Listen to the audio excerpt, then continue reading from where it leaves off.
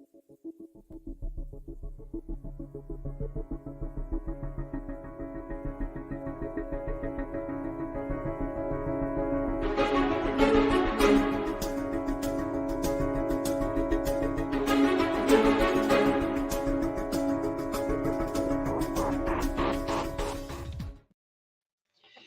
ever had one of those days when everything just kind of goes fuzzy? I scheduled our show for 6 o'clock tonight, 6 o'clock Mountain Time. Well, it's 6 o'clock Eastern Time, yes. I sent the email telling everybody it was supposed to start at 7:50 Eastern Time. So I completely screwed everything up. So everybody, Zach Clayton, Community Pay It Forward, Community Dare to Care, and the PAC channels, welcome to Footprints Forward. Our guests will be joining us in a second. They are scrambling, trying to make up for me and my ridiculousness. We have wonderful news, but I can't announce it yet. Imagine that. We are going to have somebody who's going to be joining the community or the Footprints Forward family. We're just making sure that everything is okay with compliance and everything's going okay and there's no issues there, but we're really thinking there won't be. So we're excited that this is going to happen here in probably the next week or two. We're going to have a new guest. Footprints Forward is also looking for new guests. If you have something you would like to say, if you have a product or a program that can really help out a lot of people, please join us. Scan the QR code up in the corner and tell us your story. Your story is vitally important to you and what's become of your life. It's also something that can really, really help out other people. So we are asking you to please join us. Tell your story, and your story can help others get out of their doldrums, shake their lives up a little bit, and make things a little bit better for them. So your story has a chance to make life better for so many, but only if we're able to tell it. Once again, I messed up, so this gentleman is a superhero because he was able to actually show me first that I screwed up. And then I really realized how much I screwed up after I went in to go and try to set up StreamYard.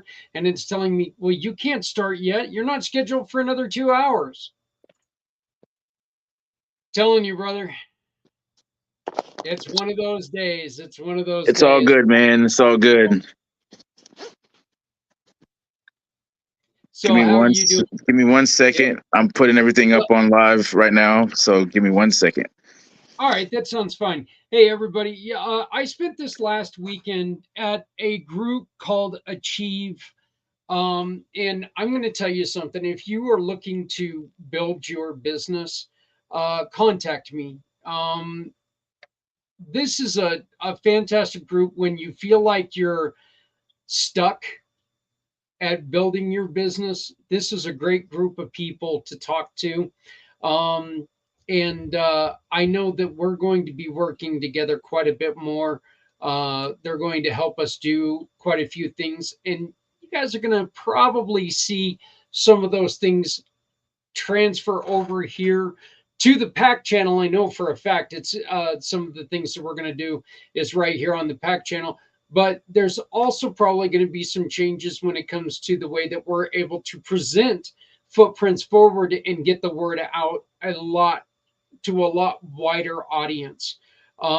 So we're going to be working to make our outreach a lot better and mean a lot more. So I'm pretty excited about that. But Patrick, you ready to go there, brother? A little bit longer. Okay. One more thing, I'd like to once again say, hey, please, the QR code over there in the corner, if you have a story to tell, please hop on that QR code and come and join us. You can tell your story. and you can talk to people about what you were able to do, and you can help some other people out through the difficulties they're having. This is March, and along with it being Women's History Month and other things, it is Brain Injury Month, as we had told you before. And we have a special program going on here on the PAC channel. Here's a little information about that.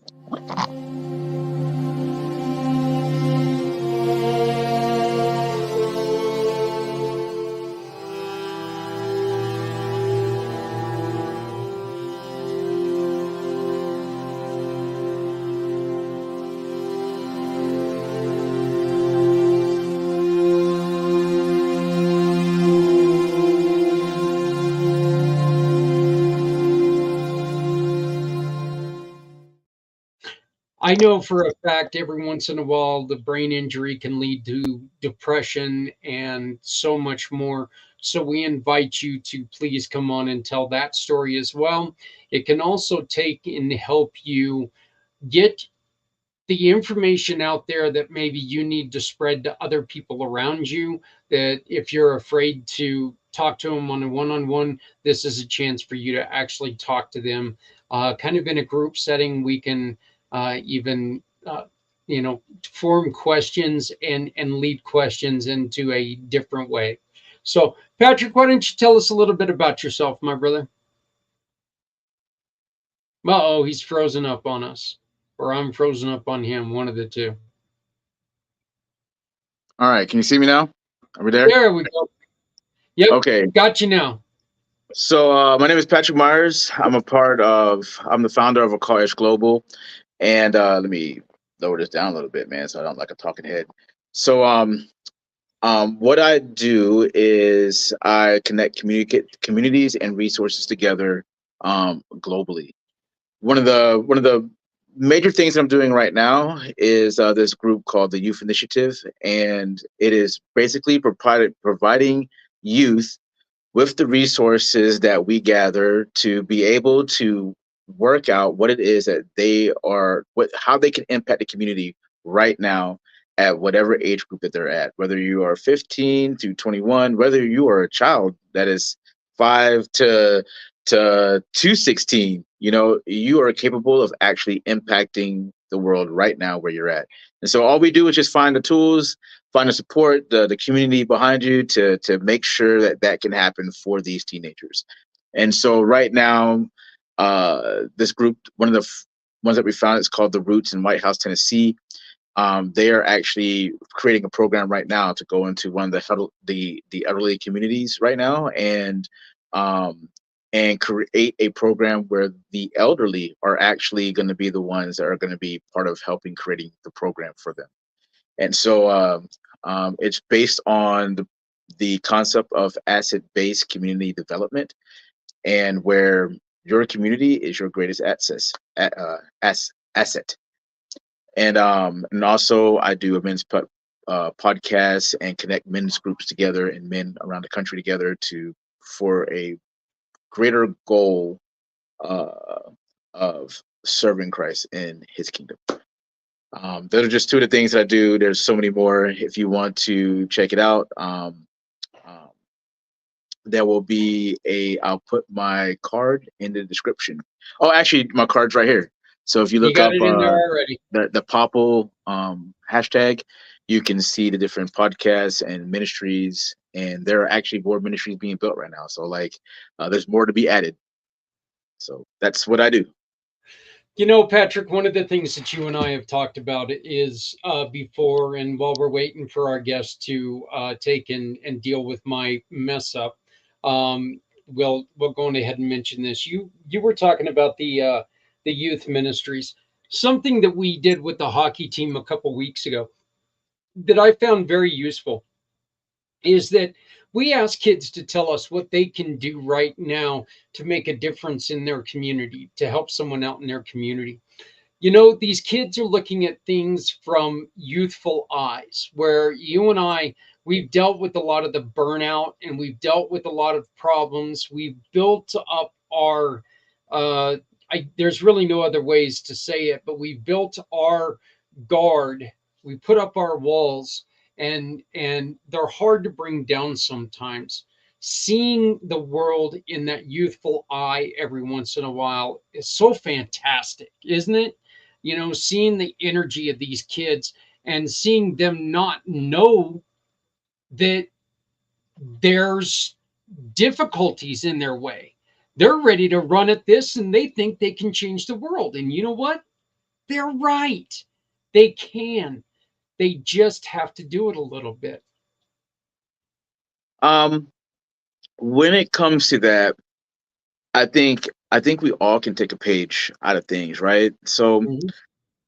um, as people, the older you get, like, and like the more jaded you get with the world and stuff like that, and the more the world tries to tell you who you are, a lot of reasons why we don't, why youth is so preyed upon by society, schools, curriculums, people, whatever, institutions, whatever, it's because we all know that, like, children and youth's ability to think outside of what the world wants them to think, um, is a very powerful tool. And I've seen it time and time again. One of the things that I'm really fascinated about is this is called the Montessori school, the Montessori schools, and the way that they train things and stuff like that, which trains the kid to be independent and think independently and use resources independently. And these kids go on to just think of the world and operate in the world in a way that just most people are not capable of doing. And um, what this is designed to do is help kids to understand that, well, me personally, I believe that your identity is shaped by God, right? Once you understand who God is, you start to understand who you are. That's a personal belief of mine, and it changed the fabric of everything I do, which is why I'm able to do what I do, because I know who my God is. And because I know who my God is, I know what kind of son, like, I know that, I just need to be a good son to that father. And with my identity being freed in that way, I don't have to be a good father. I have to be a good son. I don't have to be a good um husband. I don't have to be all these things that we put these pressures on ourselves to be. I'll be those things if I understand that my identity is in God and Christ. And which just frees me actually to become, and to constantly keep becoming, and to think outside the box, to not let the way the world thinks or other people think influence my path and my direction and my destiny. And so you want to give that same tool to youth. That's why everything in their lives is trying to claim and speak into them and tell them what their destinies are supposed to be. When God, the one who gave you breath, let your heart breathe, let your heart beat, is the author of that. And a lot of times we're arrogant to believe that that's not true, even though you have no control over your life and death. So somebody's in control of it. So give it back to that person. And when you see kids start to when you see youth really grab a hold on to who they are, not what their parents tell you, not what your school's telling you, but what God tells you. Like, what a person can become is absolutely astronomical, because there's a true freedom that allows you to create, that allows you to have faith in areas that you there's a verse in the Bible that says faith is the substance of things hoped for, the evidence of things not seen. And a lot of times we don't understand, like, faith is literally believing in the invisible. And anything that has ever been created on this planet has been an invisible thought. Your iPhone, the thing that you use, everything in that room that's around you, your shirt, your hat, your glasses, everything around you was a thought. And then that thought became this thing where someone, like, I wonder if I could. And then you had all these other people that thought that person was crazy. And then next thing you know, there's an iPhone, there's a computer, there's a shirt that's made out of rayon instead of cotton, whatever it is that you can think of, glasses that you can put on your face and see clearly, glasses you can put on your eyeballs. These are all things where somebody was like, I wonder if. And the thing is, but when you can do that through, when you can have that kind of thought process through, um, filtered through the one that has actually created you, the impact on the world for good is on another level. The impact to change things that have been set wrong, is astronomical, man. Um, a lot of what's going on in the world today, the things that are harming our nation and harming our kids, harming our people, man, is literally because of it. I don't know why I'm saying this right now, but I got to. Sorry, not sorry. Um, that's why it's so important, because right now I'm seeing youth die, commit suicide, be in anxiety and depression on levels that we all know it's happening, but we none of us know what to do. And it's all because we're separated from our source, which is God, our creator. Because we're separated from our source, it's just like a fish out of water. Source for a fish is in water. All sea life is in water. So you take it out, and they can't survive outside of it. You take a tree out of its source, which is the ground, you take plants and all that comes up out of the ground, then they can't survive. They might survive for a while in other environments a little bit, but they truly can't thrive. And we are the same way. And when you have kids and you have youth and you have people that start to operate, um, um, from their source, um, it starts to actually naturally start to be able to fix the things that around it that's not connected to that source, that same source. It's what happens, and you see it time and time again. Um, and that's why it's important to do the things that we're doing. That's why it's important to give the kids the tools. That's why it's important to be fathers and mothers that's going to fathers and mothers and communities that's going to get behind our youth, um and say, hey, like there used to be a time where we used to say, no, you can't do that, you shouldn't do that, no, we're going to protect you from this. And and because that's gone, right now we have the doors open to where our kids are running amok and getting involved in things and doing things, and and then the results are, why is my kid getting ready to kill himself? Why are all these kids doing these things? Like, why are these kids so confused? They don't know who they are and just seeking attention. Why is there like, a lack of connection between people? Like, we don't even know how to talk to each other anymore like we used to. We can't even disagree anymore like we Right. should, and have Yeah. real conversations and real thoughts towards each other to help each other grow. Why is all this happening? And we keep saying it's broken, and we keep blaming the youth, and we're the problem. We're the problem. All of us as adults that keep looking at these youth like they're the problem. Yeah, because we stepped out of the way. We quit being gatekeepers. We quit being the people that stood at the gates and the walls, and we quit connecting the older to the young and giving them wisdom and just separate them. We've broken down the families, so like you don't have fathers talking to sons and telling daughters who they are. So now you have a whole generation of girls that think OnlyFans is like this thing and then they can't figure out why they can't connect to men. And you got teenagers now that are 19, 20 years old with proud of the fact that get on the internet and talk about how they have 20, 30, 40, 50 bodies, 100 bodies on them. It's That's why these things are needed, because you need people to stand in the gap and help these kids find what their identity is, and it's found in your creator. That is the facts. It's found in your creator. When you're separated from it, yeah, you might have a good life, you might do all these great things, you might have all that. But what it says also, it said, what does it profit a man to gain the whole world and then lose his soul? And a lot of us are losing our souls and gaining the world. Well, you And know what? it's I no think profit. I, I think right now this is a chance for us to actually kind of have this conversation, to teach people that you can have a conversation and maybe not see directly eye to eye.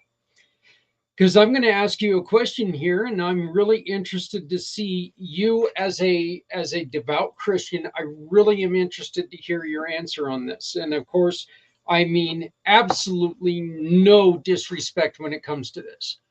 I don't get You, offended by that yeah. by Oh anything, man. no, Just no. ask, But man. You know how it is. yeah, but I really, really, really wonder about this because we're going through a time when Christianity a in a in a segment of our government is being pushed, and I think overly pushed because it's trying to be pushed on all of society. What about other religions when it comes to it? Patrick, tell me in your mind, somebody who's grown up as Muslim, someone who has grown up, there's still a God. They still believe in a God. And I mean, we're not talking about the militant, we're not talking about none of that other, but is there a problem with someone who grows up with that sect of religion? What do you mean when you say is there a problem? I don't think there's a problem with anybody going. That's the whole point of the gospel. That is the actually the whole point of the gospel, right? Like we are all separated from God. We are all separated from God. It doesn't matter what your race, religion, creed. That has no bearing on the conversation. Like you're allowed to believe whatever you want to believe. It is what it is when it comes to that, right? But then the thing is about it is that at some point when it comes to truth, there's one only absolute truth. Only one. There can't be many truths to one truth. It's only the truth. That's a common sense factor, right? So when you're in court and you're in trial or whatever, but and you're trying to find out what the truth is, you might have 40 different points of view of that one thing. But then there has to be a judgment on what is the one truth that's going to set this person free or condemn him guilty, right? Right. And so um when that just hold on 1 second before I speak. All right. Heavenly Father, I just thank you for this opportunity, Lord. I pray right now, Lord, that I have your mind and your heart and things at from your mouth, Lord, nothing of Patrick that's going to be said, Lord, but only things of your heart. And Lord, um, and help me to be bold, Lord, and unafraid, Lord, and the things that I say and do, Lord, in representation of you. In your name I pray, amen. Um, so we don't want to agree sometimes what the truth is going to be because that means it's going to challenge our sensibilities as people, right? To be honest, everything about the gospel to me as a regular man is offensive because that means that there's this guy that's going to tell me what's right and wrong. I can't tell myself what's right and wrong. And so, of course, um, um, that is me without the understanding that just as a parent, right? As a parent, right? Would you let your kid go out and um, you have your kid, say your son. I remember you talking about your son, and I know Mhm. I know how much you love your son, right? I know how much you love your son. But would you have ever let your kid play in the front yard where if you had a street that was full of traffic, would you just let him go and play in the front yard when he's 2, 3 years old, 4 years old, and with no fence, with no supervision whatsoever, and just let him just go in the front yard where all this traffic and there's like, you know, uh you hear in the news there's coyotes in the neighborhood and all that kind of stuff. Would you just let him go out there and not put a fence up? What would you do? Oh no, no, no. Very, very protective of my children, both Mm, of my boys. I was, I where as they get a little bit older, I take in and it became to where I would no longer restrict their decisions. I would just tell them You'd guide You them. know, think of the consequences. Do what you're going to do because you know what? They're going to do it anyway. Hmm. But think of the consequences and Well, make a judgment on that. well, see, God does the same exact thing, but just like a teenager, when you're a teenager and your dad is telling you, like, hey man, this friend is not good for you, and you don't know him, or you got that girl, that you like, and your dad's like, man, she's trouble, brother. Like, don't like you don't know her. I love her. Blah blah blah blah blah. This is the way we are. This is the way we I are with married a couple of those ones. exactly though. But this is the way we are with God, and when God says, "Hey, this is the way things should be," then we have the audacity to be like, "Well, all these crazy things are happening in the world and whatnot." And the thing is, God allows us to live in a world where it's absolutely fallen, man. People do crazy things, bad things happen, people get sick, people die. That's because of the initial decision that we made against God from the beginning. When we say when Adam was at that point where Adam he made that choice, it brought sin into the world, man. Like, it affected all of us in this way. But then what God does, He goes, "I love my children so much," and He writes those, like, there's no excuse for anybody, because everybody in some sense, shape, or form knows what's right or wrong. That's even without even acknowledging there's a God. They have a sense of what's right and wrong. That's why almost all societies have this kind of thing, this kind of structure and order. And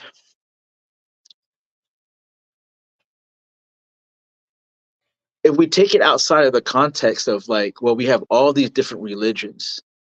The thing is, like, you say I'm a devout Christian. No, I am a follower of God. I'm a follower of Christ, right? Okay. Because there's a lot of Christians out there that don't follow God. They don't follow Christ. They do exactly what the world does, and everything that, they cuss, smoke, they do all the same exact things that the world does. When God says, "If you love me, you'll follow me and keep my commandments." Well, to be a good son, right? To you, like, you're going to allow your son to have his free will and his choices to do whatever he wants to do.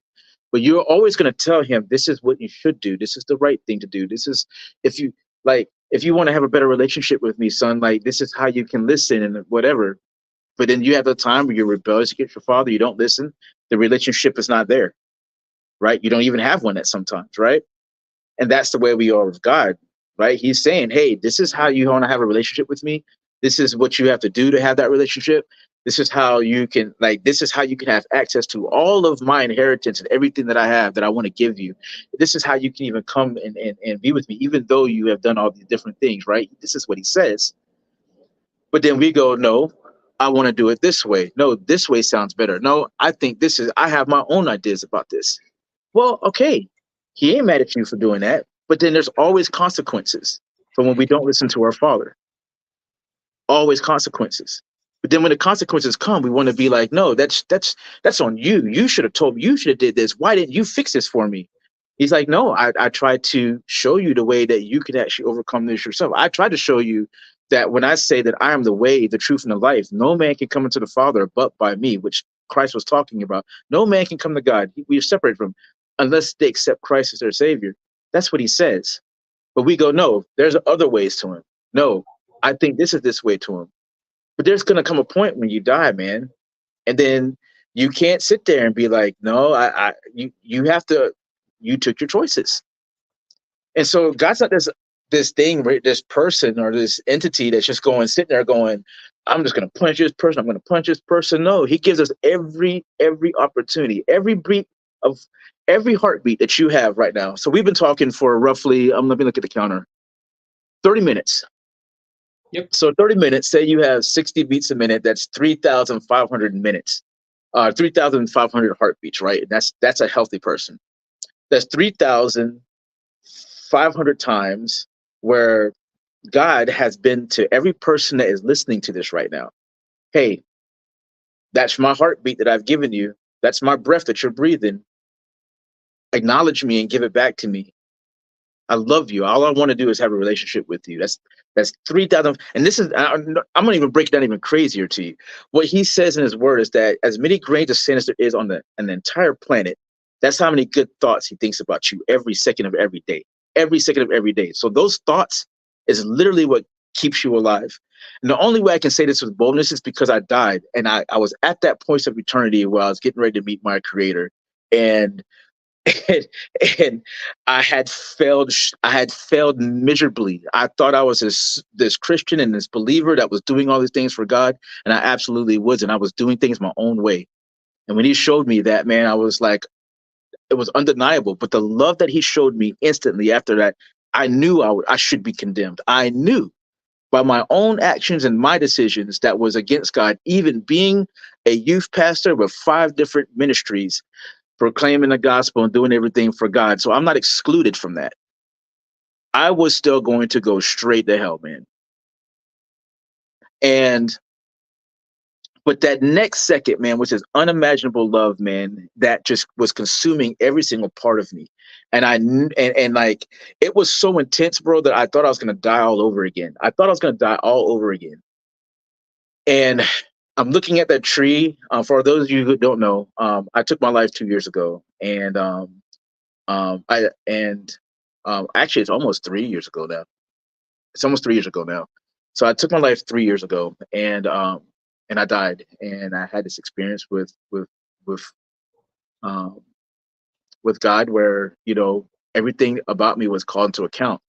You know, all the lies we tell ourselves, all the things that we try to justify, all the things where I was just like, I'm okay with God and stuff like that. But then I knew the truth in my soul, in my very being, that I was actually going against a holy God, an infinite thing that I can't even quantify, an infinite being that I can't quantify myself, but it's absolutely real. If you take a look around you, you have to be a fool to be like, there was not a creator of this. If you can believe that your hat on your head, that you've never seen the hat person that made the hat, that stitched it, that whatever, and you can believe there's a hat maker, you dag I'm sure can believe that a person that is made with 5 different systems, that if one of those systems was to fail, would completely, you couldn't exist. The fact that you can't control the air, that you cannot control even your own life and death. You might think you can. I tried it. You might think you can, but you don't even have control over that. You can't even, if you was to hold your breath right now, and on your own free will, you can't even suffocate yourself to death, because you will have to take a breath. You can't say heart stop, heart start. You can't do any of that. So the very essence of everything you are is in something else's hands, not yours. And we're so arrogant to believe that it belongs to us, and it's not true. And then we get surprised and we say, so that's just one truth. That's just one truth. So how can there be all these ways to this one God? That is the thing of it. That's the question that you have to answer yourself. That's the question you have to answer yourself and go on your own seeking journey. I'm not against your journey. I'm not saying that right now. I'm just telling you from a man that's died and was there, that like um my life has absolute, when I accepted the fact that there is one true God and that Jesus was my savior and that he died, buried, rose again for my sins, that he sent his son, no matter how terrible I was as a person. That is the only religion on this earth that goes, I paid for everything that you did, past, present, and future. And the only thing I want to do is give you this free gift. You don't have to do anything for it. You can't do anything for it. There's nothing that you do except for just accept the fact that I love you that much. The only So, one that does that. That is a truth that is so hard to believe, because we as human beings think that we have to do something. We believe that we want things to be in our control, and salvation is completely out of our control. It's okay, so completely out of our yeah, control. so my question for you then, Patrick, is there a religion that is wrong? Is Muslim, in your Christian eyes, No, no, no, no, no. today I want to today correct that real quick. It's not in my Christian eyes. It's this thing called um I'm a believer. I'm a Christ follower. And so if you want to say that's a Christian, then that's if I want to identify, but it's not in my Christian eyes. It's in the eyes of God, my brother. It's not in my Christian eyes. It's not. I have no judgment here or there apart from that. This is what God has said and has done. And whether we want to accept it or not and want to be like all this other stuff, and if there's just one religion, because people want to get into that, people want to get into that. No, it's a simple thing. I am the way, I am the truth, I am the life. No man can come into the Father but by me. That doesn't matter what your religion is. There's a lot of Christians out there, Christians that are going straight to hell because of their Well, I don't. religion. Yeah, yeah. There's I'm gonna be real with you. So there is no one religion. There is only one God and one Savior that says He is the way, the truth, and the life. No man come to the Father but by Him, because He is the truth, He is the way, He is the life. And so that's the only way we get to truly live. We all, we all, we are spiritual beings living an earthly experience. We all know there's just so much more to us than just these bodies. And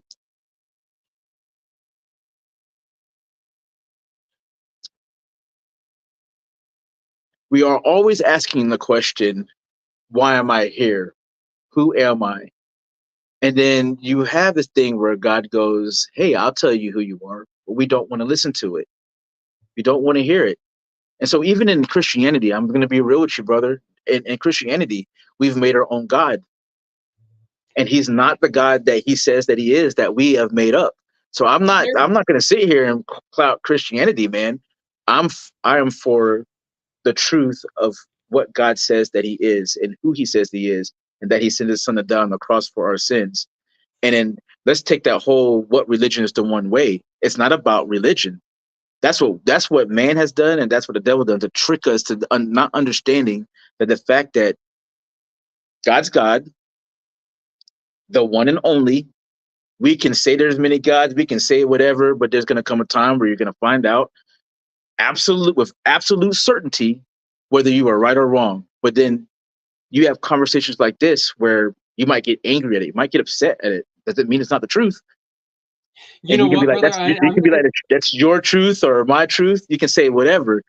That's okay. I'm okay with anybody that disagrees with what I'm saying. That's actually great. So go search for yourself. Go find out. Test it. See what happens. Like, ask if God is real. Ask God if He's real, man, and then see if He don't reveal Himself to you. But then, if He does reveal Himself to you, are you going? This is the thing that happens with most people. Um, are you going to be obedient to that call?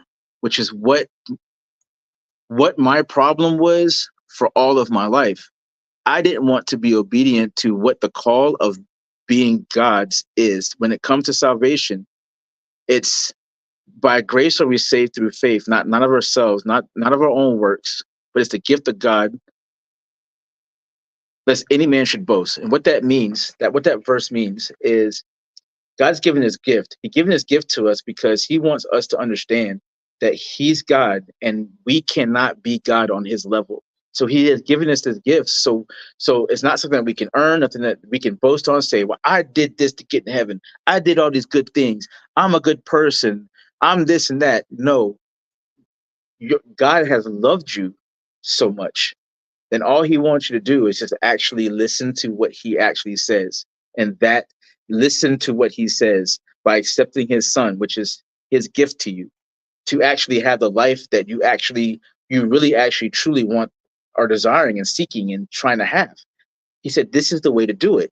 But most of us as human beings, that's either that's not enough, or we can't understand it, or we have these issues, or this or that, or no, I would have believed this way, I rather believe that way. Like I accept this religion over that. There's no way that God can be real. And it's like, okay, okay. I'm never gonna have that argument with anybody over what religion is right. I'm never gonna do that. And I'm never gonna disparage anybody else's religion on that for. part. But what I will say that there is only one truth. There can't be many truths. That's the facts of life in any circumstance. There's only one truth. So if there's only one truth in any situation, no matter what it is, now there might be many ways, or you might get to that truth, but it's still only one truth. There's only one God. There's Well, only well, one way. There's only one way to access Him. Whether what how you find that out, that's that's where you have to figure out if you believe what the truth is, because this is the thing about the truth, and we all know this is really true. You can tell somebody the truth, in most scenarios, and most people will not believe it. They won't yep. believe it. They won't believe the truth. And you like right now, almost everything that's going on in our government and in our lives are lies, and we Well, know they're lies. And when someone comes by and tell you the truth, we cancel them, we ostracize them. Like, the people that are telling the lies actually are the ones that, and you know that they are. You can see the evidence around you, and you still believe the lie. So, what makes you think that as a human race that's usually willing to believe the lie, they're going to believe the truth of the gospel willingly? well, here's we've got LaShone has joined us, so I'm going to bring her on. And LaShone, I am so sorry I screwed up everything. Please accept my apology, and Oh, no worries. I would love for you to join us next week as well, Okay. so we can finish telling your story. And I promise you, I will try not to mess up again. But welcome to Footprints Forward. Thank you very much. I actually just came on early. This is my first time I've ever going on a StreamYard.com Yeah, person. it's And so I didn't know that if I were to sign in that I could, hear the streaming as it is going on right now. But so I was coming in just a little bit early trying to prep. So the one question obviously is, can you hear me greatly? And is it good? If, Yes. okay, that's the only thing I yep. was trying to sneak in and check. Yeah, well, you're on beautifully, and unfortunately, as I was saying, I screwed up so bad that we're already 43 minutes into the show. Okay. I got the hour wrong. I got everything wrong. I'm telling you, I couldn't have. I I think the only way I could have messed it up more is to say it was on like a Thursday afternoon, in which I got Monday right. That's okay. I We're got the here. afternoon right. But yeah, so LaShawn, we are very, very proud to have you on Footprints Forward. And we would love, again, I apologize, and I hope that we can get you on next week to Sure. come and finish your story. But can we ask you to tell us a little bit about you? Okay, well, thank you for asking. My name is LaShawn Williams, and a little bit about me is that I am my title is a Senior Clinical Research Associate, which means that I am giving the opportunity and responsibility to monitor clinical drug trials. So, any Okay. medication you want to think of has to go through a clinical trial. And that's what I do. I go to the sites and I look at the data and see. So, you have that commercial, please take this. But then at the bottom, they say, we have these headaches, migraines, da da da. They say that very quickly, right? So Yep. that's Yep. what I do. I monitor that information when they have adverse events or whatnot. We have to report that so we can, so the FDA can approve the drug. And yeah, so basically that's what I do. What I have done out of my heart, because I really, you know, doing this in this field for a long time, I see the need to assist in or get some more work into diversity in clinical trials. And so I have started a podcast, and it's called Voices Unheard: Diversity in Clinical Trials and Unmet Needs. And just that's what I really want to do is have a platform where we can talk about diversity in clinical trials for the marginalized people, letting them understand and get that information if they need help in understanding clinical trials, and get more of a representation of the true population in the United States. Okay. Let me ask you a question. When it comes to clinical trials, we know that you have yours who actually take the medication, the blind test studies, right? Is that what it's called? Is correct. Placebo blind test. Yes, you Right. give placebo and Right. you have your drug. Right. How difficult is that to take and talk to people and say, hey, we're going to try this insert insert disease or malfunction here. We're going to put you in this trial, and then they come to find out, hey, wait, I was taking a sugar pill or whatever it is. How difficult is that to deal with people after the effects? That, wait a minute, what do you mean? I was part of the placebo effect. The simplest way is to say that they have to, or we present to them a informed consent. And so this informed consent specifies everything that they will be dealing with and what we're doing. So they cannot participate, and if they do not sign this form, and the doctor, the nurse, whomever gives them time to read that information, come back the next day, whatever questions that they may have, and it is presented to them, they help answer those questions. And when they sign their signature on that informed consent, they are well aware that they may be a placebo, a sugar pill, or it may be the drug. So that's the simple way of saying it. Also, when they do come to clinical trials, it gets a lot of people come in because there's something that they may not be able to. How can I say this? They may not be able to. It comes to a point where they really would like to get that drug to see if it will help them. They get to a point where they really may need it. Now, I have been in oncology for about not 25 years, 15 years of my experience have been related to oncology. And we do not do sugar pills. So, because that's a very complicated drug. Very complicated disease, or, with oncology, the cancer. So they are presented with the drug, and then we have titrations, which means, are you going to get presented 2 milligrams versus a 5 milligram, based on certain things that we set up.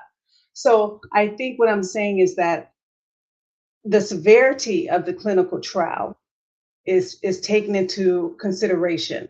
So if it is something like the cancer, they will never get a placebo. If they may have, let's say, I'm going to say something, schizophrenia. I was just on a clinical trial for that.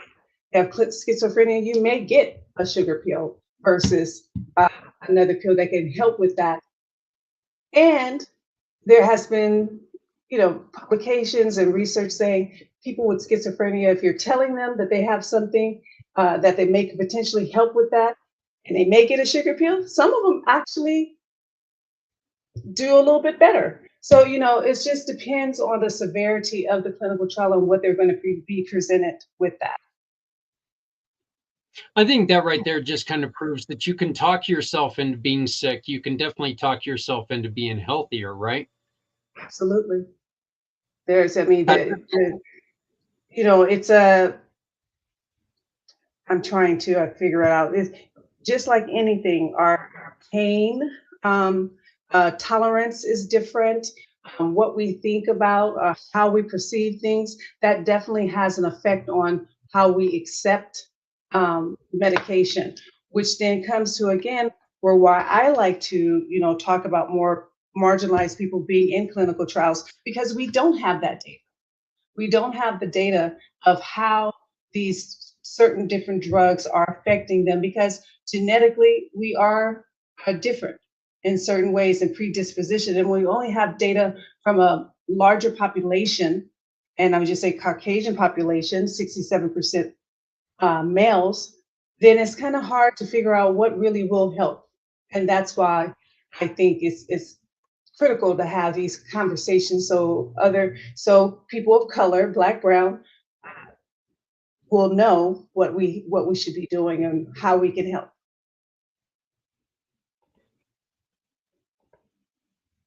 So, um, I personally feel that's like a huge deal. I worked with been working with inner city communities pretty much my whole life with my father and myself when I got older and different things like that. And I actually think it's the first context where I'm not working with inner city communities. Um, but I am still working with a lot of poor and what we would call poor and stuff like that. I don't like to call people that, label people that.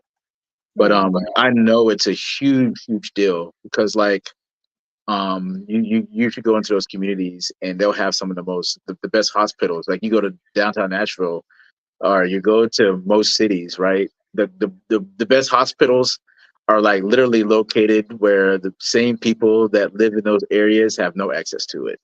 Mhm. And um and don't get the same care, don't have access to those cares and access to those trials or different types of things.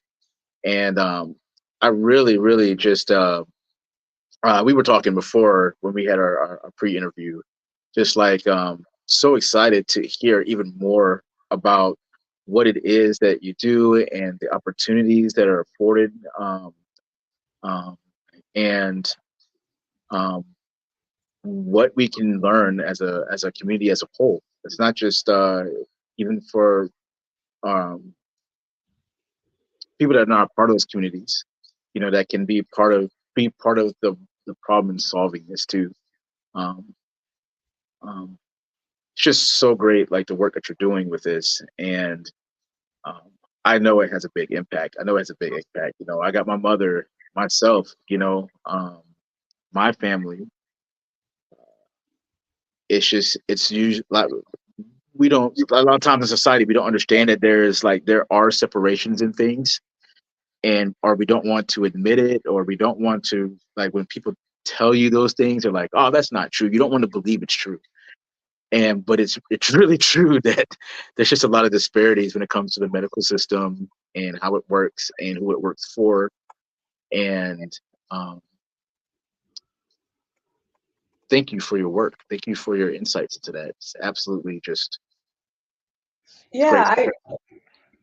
Yeah, you're welcome. I just wanted, maybe I can wait till the next time that I come on, but I think it's very important to maybe to understand my story and how I even got into clinical research. Yeah. And then that would stem from where I am today. So quickly, my goal was to be a doctor, and most importantly, I wanted to be a pediatrician. So I was in a health academy in high school. I crossed my T's, dotted my I's. I did everything I needed to do to help get into college and start on that track. So I got into college, started on a track. I majored in biology and took all my courses, and it was ready to now do the MCATs that would allow you to get into medical school. So I didn't do well on the MCAT, so I was asked to participate into a program at Howard. And I went down there. I participated in a program for about 2 weeks. And the first week was great. They introduced us. We talked about where we're going, what we want to do, and how they can help us get through the MCATs. The second week was that they introduced us to the lab, in which they introduced me to a cadaver. Once I went to the lab, walked in the door, they unveiled the sheet of the cadaver, and I passed. And that is all that I know. And when I woke up, I was nicely handed or presented a ticket back back home, and I was happy for that because I once I saw that I was like, I can't do this, and I was really distraught. Because I really studied hard, high school, college, and I was ready. I thought at least I was ready, and you don't know until you get into circumstances when things that happen. So I got back Right. home. Yeah. I mean, things, you go for, you shoot for the stars and, you don't know where you land.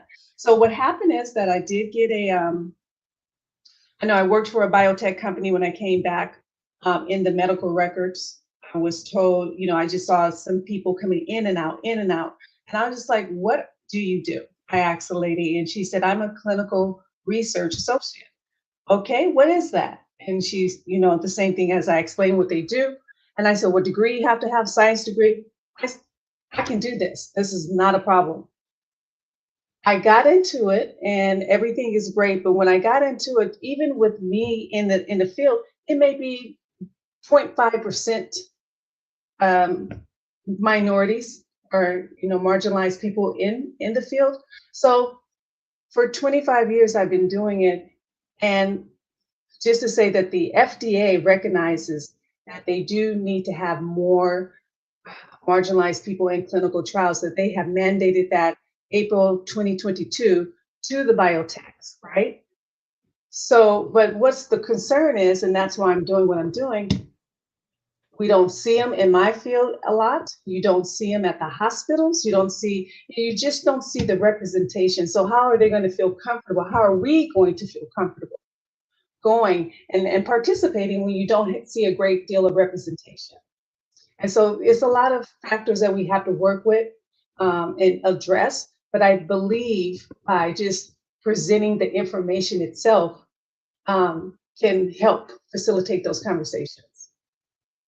Yeah, LaShone, we will talk more about this next week, but it's shocking to hear something like that, because I'm just going to use COVID here, because COVID was the latest thing that was rampant through the United States, but they were coming out telling us that Black individuals had different had worse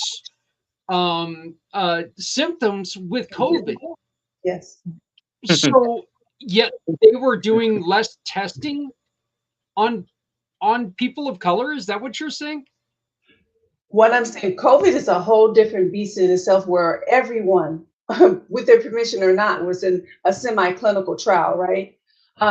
So, Yeah, yeah. but what we've noticed though, that because of COVID, and it wasn't, well, essentially, it was like, get that shot or something. So everybody was running to get the shot because, of however the factor is to be presented. So then they were able to get data, right? Now, because we are participating because of that situation. And so that's why it was like, now it's making even more evident that we have symptoms. We're more affected through something by, from the injection, and our bodies take it differently. And when I say, because I'm African American, but you wouldn't know that if that didn't happen. If COVID-19 didn't happen, and we were not going because we are so scared, it has been from the history, and I'll just say the syphilis. It was the Tuskegee syphilis. That was a 40-year trial. We were not volunteered. Black men were not volunteered to be in that, right? So now COVID is just presented something saying, see, there are genetic differences. And see, we do need more participation, but we have to find a way to alleviate the anxiety and the fear based off all of those other things that have happened, to say, come on, and it is, because now we have regulatory compliance and we have a lot of things that are put in place, but that needs to get out. That information needs to get out so they can understand. And when I say they, are communities. Well, LaShone, again, I do apologize, but to you and Patrick, guess what? In your email is the link for next week with the Okay. correct time. I promise. Okay, thank you. So I made triple sure I checked it before I sent it, so it is the correct time. But I greatly appreciate you joining us today, and I do deeply, deeply apologize. I look forward to being able to talk to you more next week about this, because this is just it's amazing to me. But I do want to tell you this story. It's nowhere near as drastic as yours, but I moved here to Colorado in order to take over my grandfather's tower business. He built those giant radio towers, and I started climbing up one of those things and got less than a quarter of the way up. I looked down, I was done. I was done. I realized at that point in time, this ain't gonna cut it for me, and I was a Right? skinny kid back then, you know. But yeah, yeah, I would have loved it, man. you get a quarter. Yeah, you get up a quarter of one of those things, and it's already doing this, and I was like, oh no, no, no, no. So Right. and so yeah, I kind of understand your story a little bit. Right. I'm pretty sure I would have done better seeing a corpse than I would have done at that point in time, because I held on and I'm like, I don't even know if I can get down. Right. but Yeah. but I do appreciate you joining us today, and thank you so very much. I look forward to talking to you next week. Thank you. Have a All good right. evening. Bye-bye. You too. Thank you. Goodbye. Wow, that's exciting. I can't wait to finish that out. Um, yeah, Patrick, I think that it would behoove us to maybe talk about what we were talking about prior a little bit more, maybe on another show, and bring this, because I there's a lot of questions I have. Um, as a person who is not religious, I am very spiritual, I would say. But I do believe there's something better than I am, something greater than I am. The truth is that I also believe that you have to be the best human you can possibly be and not hurt other people. And what you were finishing off with, and we have to finish off the show with this, is people. I see a lot of the Christians that are out there right now that are using the religion as a way to get what they want. You keep hearing how the Christian religion gets molded and manifested into something that works for them. And I think that is one reason why religion, the Christianity is losing so many people today, is that there are now so many versions of it out there. Brother, be honest with you, man, I don't disagree, because this is the one thing that the Word of God does says, the Bible does says, right? Um, it says that the world, like, number one, that we will know who we are by our fruit, and our fruit lately, as believers and Christians, as the world sees it, it's not fruit that goes, hey, we're of God. I'll be honest about that. And so, like, you saying that, it doesn't surprise me, man. It doesn't actually hurt me at all or whatever. But this is the one thing that I would ask you, right? Like, from our interactions, right? And this is the difference between, like, it's the difference between one that knows God and then what you actually see, right? If in our interactions, what does my fruit tell you? Look, I think that your interaction tells you that you are where you need to be and you love helping. And I think it's wonderful that it does so much for your life. And I think it's beautiful the way that you take to it and you help others and guide them. And there are so many people that when you talk to them, you give them faith again, when it's so easy to lose that faith right now, because the God that they're hearing about from other places is a vindictive and demanding, and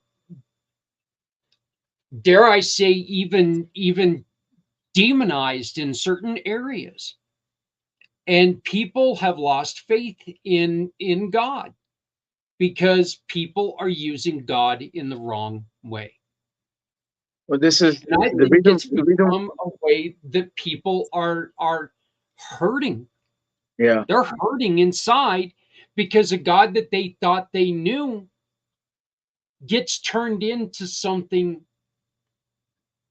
that that's not what we grew up with. That's not the God that we were supposed to, that we grew up with and we thought we knew. This new God that's been told to us a lot is a very vindictive and you know the God that I hear about quite often now is a God that I don't want. When it comes from some of these other people who know everything, it's not the God that I want to be with. So I mean, it's very, and let me also say this, Patrick. I don't know if I've ever told you this, but I have interest in someday when my life is winding down and slowed down a little bit. Ha ha ha. I have an interest in talking to religious leaders of all sects, from everywhere, and talking about their religion, and doing a question and answer segment to where we can understand each other's religions a little bit more, and maybe take some of this misconception from one area and say, wait a minute, we're kind of talking about the same thing. We heard the other day how there is, back in Hinduism, that comes from beyond, the first, that comes from the like the first religious or organized Christianity. There was Yeah. Hinduism where there was somebody who built a boat from a giant flood. There are so many things that are similar. And I want to be able to put these together and look, say, you know what? Nobody's demonized here, except for, of course, the ones that are demonizing, and That's bring us together. that's exactly what you just said, right?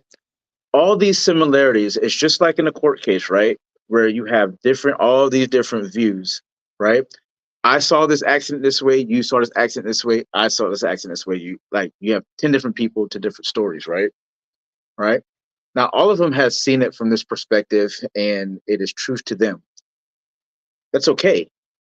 But at the end of the day, all those stories have to come to this one point where all of them can't be 100% correct. There has to be one truth that comes from all those things, all those Mhm. similarities. There has to be one central thing that is exactly what it is. And and so in that case, it's just like when I was asking you that food question, right? I wasn't asking you that to highlight myself. The thing is actually to explain this is the truth of things, right? That's got it. The only way especially with the way you believe, the way that we are such good friends, right? In the fruit that you see or whatever, it's because of how I allow God to be God in my life. It's not me that you see. It's what it is that I try to be as obedient to what he says that he puts down, that this is what you should be. And I try to be obedient as possible through that. Do I fail as a man?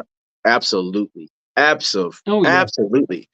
And I can't be perfect at it, man. But I constantly just go, God, who is it that you want me to be today? God, who is it what is it? And I'm constantly learning more about his character and the truth of things and stuff like that. And then so the fruit is, when people come around, it gives more hope. When people come around, they want to ask more questions. When people come around, like it's the fruit it is going to actually lift people up. It shouldn't be hurting people and tearing people down. But the thing is, also, I'm also obligated to like not even back down when if it's because sometimes the truth offends because it's the Yeah. Oh, truth, very, very right? true. The truth Very true. offends because it's the truth. That's okay. That doesn't mean I need to do it in a way where it's going to be demonizing to people or whatever, or like. There's no advantage I get. I am a servant of Christ. I don't get an advantage. The only advantage I have is that I am loved by the Creator of the universe, and I get at His pleasure. I get to do whatever it is that He asks me to do. That is my life. That is actually how I live Well, my life.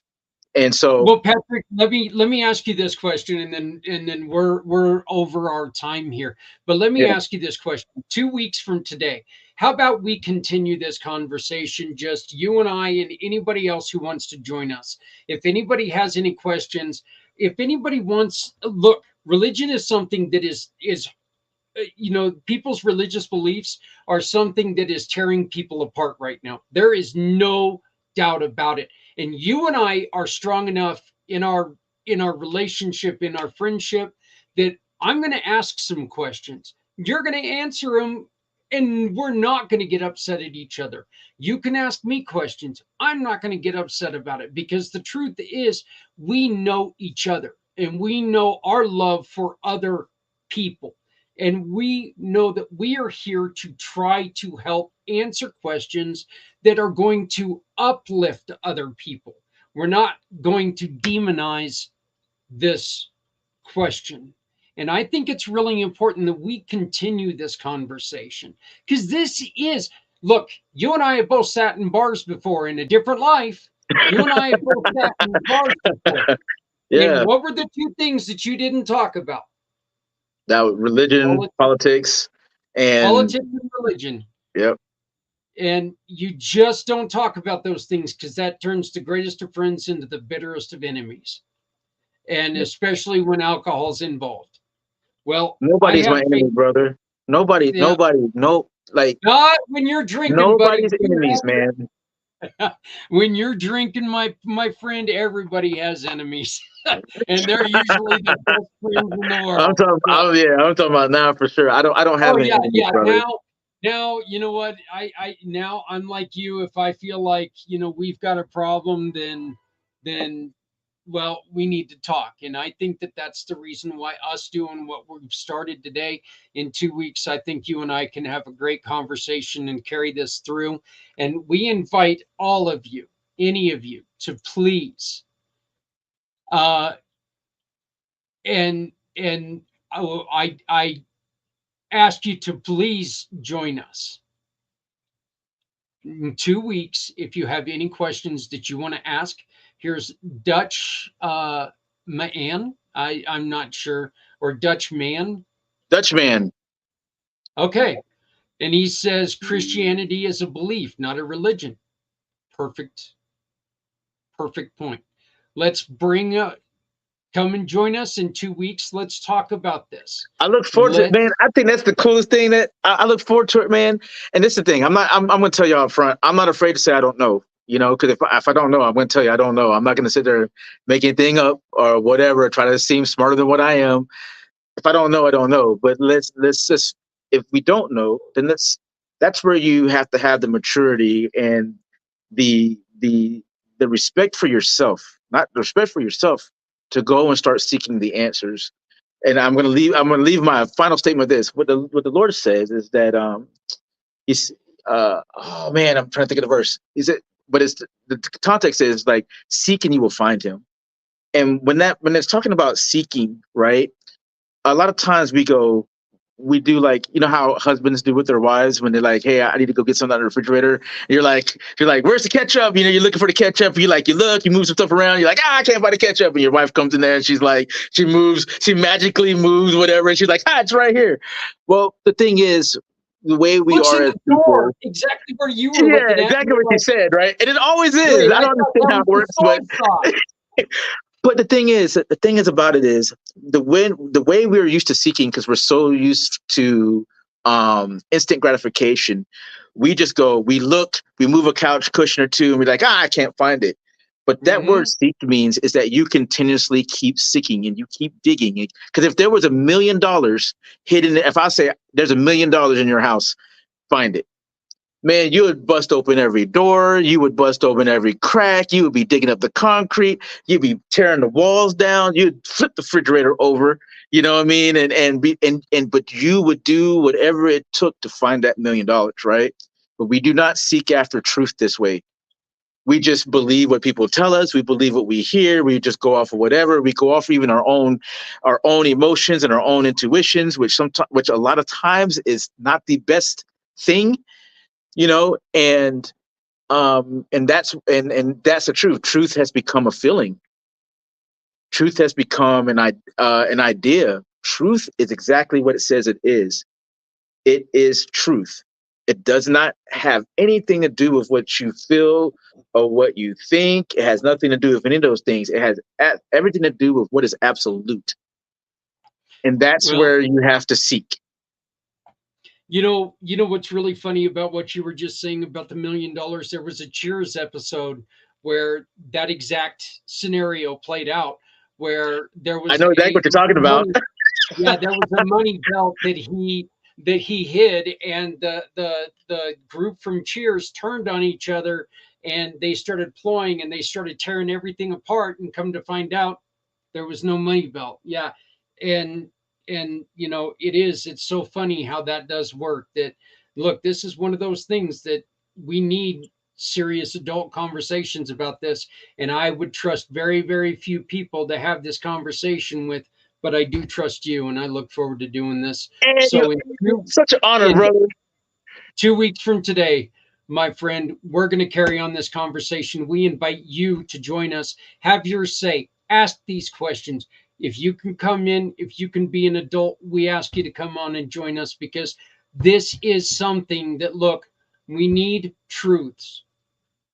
We don't need people who are going to continue to make it up as they go, because this is something that is hurting people. And we need people who are serious enough to, here we go. We need truths. You know what? I take it he's one of your friends. Oh man, this dude watched me come from. He was one of the dudes that was helped me pick up the pieces, man, after my suicide, man, and saw where truth actually had this impact on not just me, but our entire group, and changed us all as individuals, man, and took us out of things that we were suffering and going through. And so this is a real brother. I didn't know he was watching today, man. So that's cool. Hey, what's up? Well, you know what, Dutch? Here's the way it goes, man. Patrick will have the link. If you want to join us, if you want to get heard, by all means, ask him for the link and join us.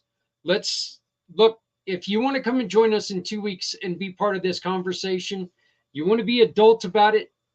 Let's bring it No on. arguing and no fighting and fussing, man. Like, No actually arguments, have no fighting. conversation and listen to each other, man. That's right. But I don't care what religion, what you are. If you want to come on, if you want to talk about this like real humans, man, woman, whatever. I want to have people talking about this, because this is something that is really, really bringing people down. We are going to have the conversation about this because we understand the problems that this is bringing up. And Patrick, you're going to have to share the link with Mr. Dutch, because he wants to be here. Dutch, I welcome you. This is Patrick, welcome. his name is E. His name is E. So we call him E. Yeah. Ah, okay. Oh, Is he the E from same the, either we yeah, met before? yeah. All That's right. It'll be good to see you again. So yeah. it's been a while, but yeah. So, but yeah, I'm Dutch man. Okay, yeah, I get it. But hey, I'm a little slow. You know, I would blame it on the head injury, but the truth is I wasn't that bright to begin with. So, but we're gonna continue this conversation. We're gonna work at this, and you know what? We're gonna come out with this, and we're just going to tell truths, and we're going to talk about it. All right. So, my name is Zach Clayton. For Patrick, I would like to say thank you all for sticking with us. We did go a little bit over, but just please remember to love somebody out there, because somebody out here loves you. You know what? Let's take care of each other, because we're all we got. We'll see you next week when we get this right, and LaShone comes back and talks a little bit about some of the things that she's learned in her journeys, and we will talk in 2 weeks about this conversation. We're going to invite you to come and join us for the conversation. If you want the link, get a hold of Patrick, get a hold of me. We'll invite you to come on and have your say, as long as you can be an adult and talk about this. Let's get this in the open, and let's have the questions answered that you need. But for now, this has been Footprints Forward. Thank you so very much for joining us. Please forgive me for all the mix-ups, but next week LaShone will be back. Thank you. Have a great day. Take care of each other, folks. We're all we got.